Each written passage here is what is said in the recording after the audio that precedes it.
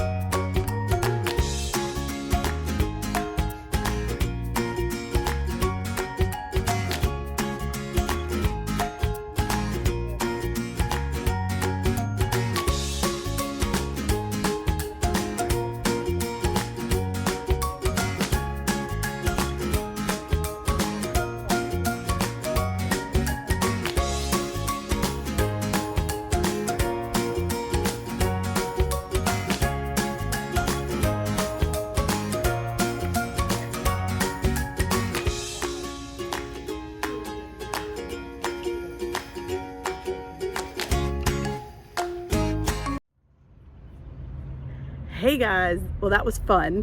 I went into Joann's and just remembered how much I enjoy walking through there. They just have so much for so many different crafts. And I ended up buying fabric for my Stitch Out supply box for Christmas in July.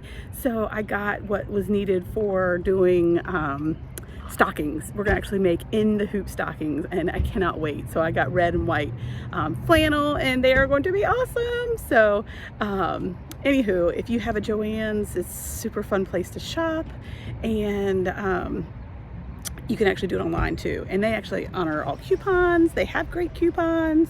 So look into it. It's just a fun place to be.